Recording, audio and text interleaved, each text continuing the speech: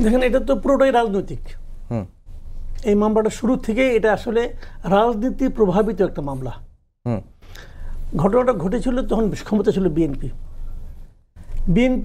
এই ঘটনা ঘটার পর আমার বিবেচনায় তখন তারা প্রপারলি এটা তদন্ত করে নাই, এটা তারা ঠিকভাবে হ্যান্ডেল করে নাই। এবং হ্যান্ডেল না করার পেছনে কারণটা তাদের অযোগ্যতা নয়, তাদের রাজনীতি করার আকাঙ্ক্ষা থেকে। রাজনৈতিকভাবে আমি আওয়ামী লীগকে ক্ষতিগ্রস্ত করতে চাই, এই জন্য তারা এটা প্রপারলি করে নাই।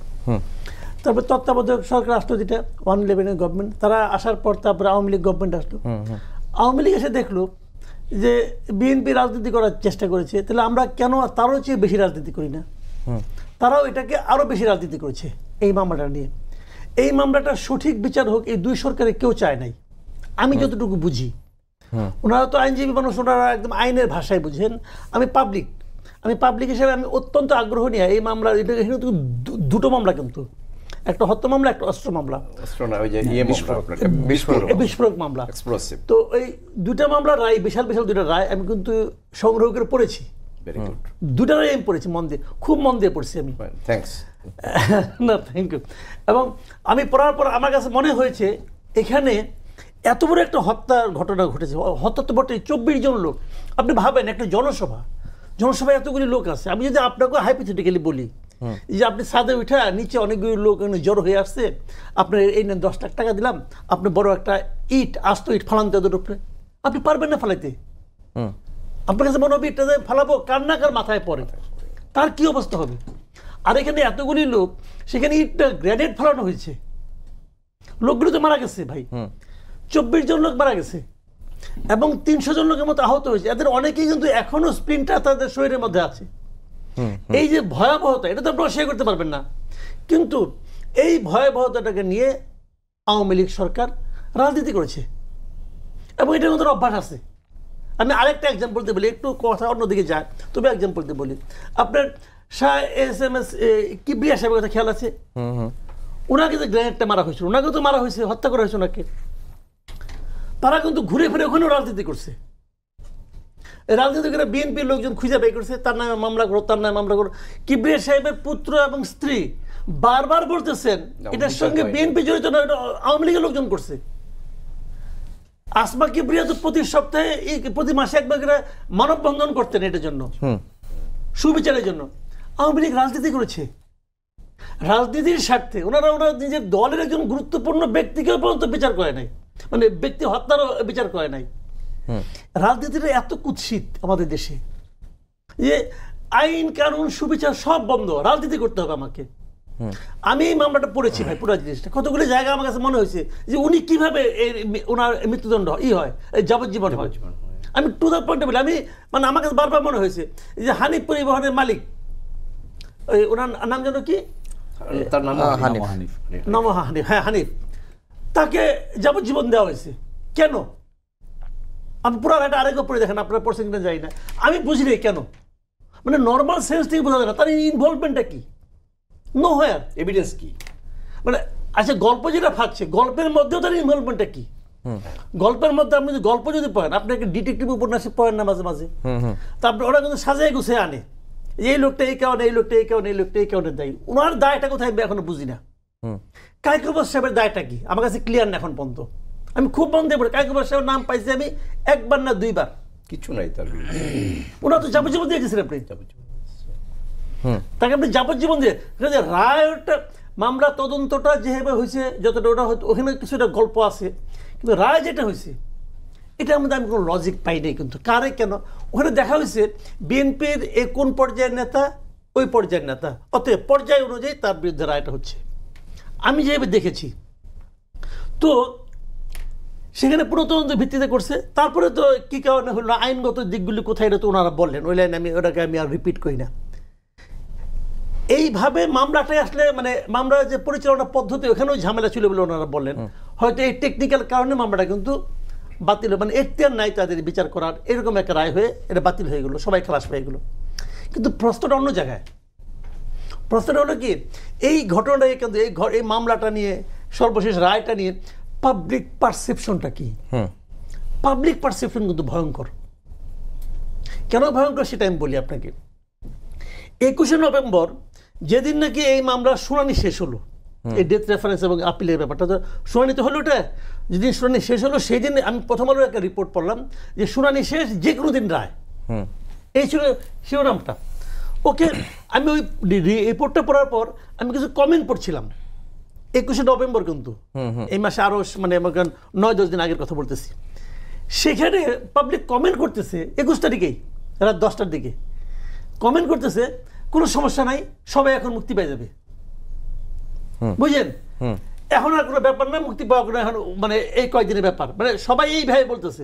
আচ্ছা, ওরা কি আইনি বিষয়গুলো জানতো, কি শুনানি হয়েছে না হয়েছে, এই যে টেকনিক্যাল বিষয়গুলো, এটা তো আমি আজকে শুনলাম, ওনারা না বললে আমি জানতাম না। কিন্তু তাহলে এখন তারা টেকনিক্যাল জিনিস জানে না, কিন্তু তাদের পারসেপশন যেহেতু এখন আওয়ামী লীগ গভর্নমেন্ট নাই, সবাই এখন মুক্তি পেয়ে যাবে, এই যে পারসেপশনটা, এটা কার ক্ষতি করলো? এটা ক্ষতি করলো বিচার বিভাগের। এখন বলেন এই ক্ষতিটাকে আজকে হলো প্রথম না, আজকে হয় নাই, কিন্তু এই ক্ষতির শুরু কিন্তু হয়েছে বিএনপি আমল থেকে। আমরা খালি ফিনিশিংটা দেখলাম, কিন্তু এই ক্ষতিটার শুরু কিন্তু হয়েছে বিএনপি আমল থেকে। এবং যে লোকগুলি কথা লেখছে সেই লোকগুলি এখনো মনে করে, সেই লোকগুলি কিন্তু মনে করে যদি এখন হাইপোথেটিক্যাল ধরেন যদি শেখ হাসিনা ক্ষমতায় থাকতো, রায় কি হইতো? তখন কি খুঁটিয়ে বিষয়টা ওনারা না বলতে পারতেন, বলতেন হয়তো ওনাদের মতো ওনারা বলতেন, উনি শুনতেন কিনা কে জানে, যে বিচারক সে তার মতো রায় দিতেন। তো হিসাবগুলি এখানে, যখন বিচার বিভাগ নিয়ে মাস পিপুলের পারসেপশন এরকম হয়ে যায় এবং সেই পারসেপশনের রিফ্লেকশন দেখা যায়, তখন কিন্তু এর ভয়ঙ্কর অবস্থা হয় দেশের জন্য। আমি শেষে ফিনিশিং একটা কথা বলি আপনাকে, দেখেন সামনে কিন্তু আমরা ওয়েট করতেছি যে বিচার বিভাগের সংস্কার হবে, হবে না? সেই সংস্কার জন্য এই বিষয়টা তারা যেন ভাবেন যে হচ্ছেটা কি। আমার ধারণা আমি আরেকবার বোধহয় চান্স পাবো, তখন আমি বাকি বলবো। মাসুদ কামাল ভাই, আপনি শেষে কি যেন একটা বলতে চেয়েছিলেন, সেটা শুনবো। আর আজকে মির্জা আব্বাস বলেছেন, বিএনপির স্থায়ী কমিটির সদস্য, যে এই গ্রেনেড হামলার নেপথ্যে বিদেশি শক্তি জড়িত। এইগুলি অতি সরলীকৃত মন্তব্য। আচ্ছা, উনি যখন এটা বলেন, উনি কি প্রমাণ করতে পারবেন? আমি সিম্পল ওনাকে বলি, উনি যে কথাটা বলেন এটা একটা রাজনৈতিক অতি সরলীকৃত মন্তব্য। উনি কি প্রমাণ করতে পারবেন বিদেশি শক্তি এখানে জড়িত ছিল? উনি যদি এভিডেন্স দিলেই পারেন, তাহলে বিদেশি শক্তির বিরুদ্ধে রায় হোক। তো এইগুলো ফাজলামো কথাবার্তা, এগুলি দায়িত্বহীন ব্যক্তি মানে মাতর কথা বলেছেন, এটা হয় না। বিষয়টা হলো, আমি বলি আপনাকে কতগুলি জিনিস। হ্যাঁ, আমি প্রমাণ করতে পারি নাই যে কে কি করেছে, এটা পারি নাই, ওনারা যেটা বলেন সেটাই মানতে রাজি আছি। কিন্তু আমি আবার এটাও বলি, প্রথম তদন্তটা তো বিএনপি গভর্নমেন্ট স্টার্ট করেছিল। শাহজাহান ভাই যে কথাটা বলেন, আমি খুবই ওনার কথা অনার করি, যে আওয়ামী লীগের কাউকে গ্রেপ্তার করা হয় নাই, তখন তো আওয়ামী লীগের গ্রেপ্তার করার প্রশ্ন ওঠে না, কারণ ভিকটিম তো আওয়ামী লীগ।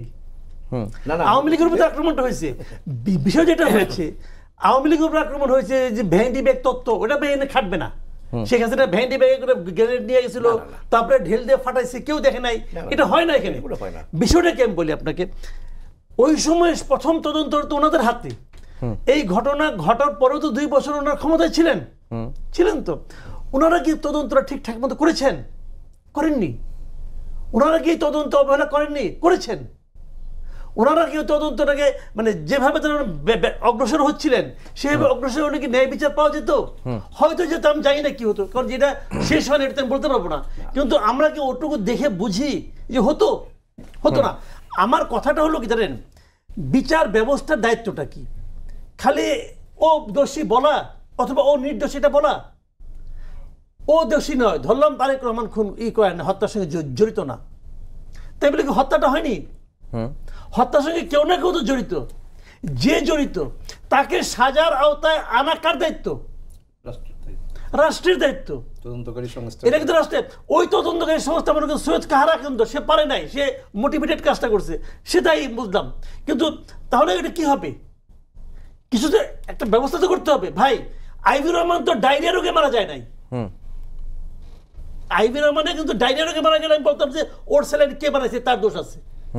সে তবে গ্রেনেডে মারা গেছে, এবং ওই সময় গ্রেনেডের নমুনাগুলো আলামতগুলো ধ্বংস করা হয়েছে। আমরা দেখছি জেলখানায় গ্রেনেড পাওয়া গেছে, এখানে গ্রেনেড পাওয়া গেছে, সেই গ্রেনেড নিয়ে ধ্বংস করে আর্মি নিয়ে করে দিয়েছে, ডিস্ট্রয় করে দিয়েছে। এগুলো যে সত্য ঘটনা, যাদের বিরুদ্ধে অভিযোগ ছিল তাদেরকে পাকিস্তানে পাচার করে দেওয়া হয়েছে, সত্য ঘটনা। আমি তো বললাম, আমি রাইটে তো পড়েছি ভাই। সাদেক হাসান রুমি তো যে প্রাইম মিনিস্টারের কাছে গিয়েছিল ওই সময়, তাকে প্রাইম মিনিস্টার বলছে আপনি এগুলো বুঝতে হবে না। সাদেক হাসান রুমি তো জীবিত ব্যক্তি, এটা তো কোনো অলিক চরিত্র না। বিভিন্নভাবে কার কি ভূমিকা ছিল, কে কিভাবে বলেছে, ওগুলো আবার আনেন আপনি, এনে একত্র করেন, জিজ্ঞাসা করেন কি হয়েছে। এখন একবার হয়নি অতএব এই বিচার আর হবে না, আমি একটা হাউতাস দেখাইলাম অতএব শেষ হয়ে গেল, নো, এটাও রাষ্ট্রের জন্য আমি মনে করি ক্ষতিকর একটা উদাহরণ তৈরি হবে, ক্ষতিকর উদাহরণ তৈরি হবে। এরপরে কি হবে, এর যে আরো ঘটনা হবে, হওয়ার পর বলবে যে ভাই তদন্ত ভুল হয়ে গেছে অতএব তোমার সবাই ভুলে যাও, এটা কেউ ভুলবে না। 21 আগস্টের ঘটনা আমাদের দেশের রাজনীতির ক্ষেত্রে, আমাদের বিচার বিভাগের ক্ষেত্রে একটা বড় কলঙ্ক হয়ে থাকবে।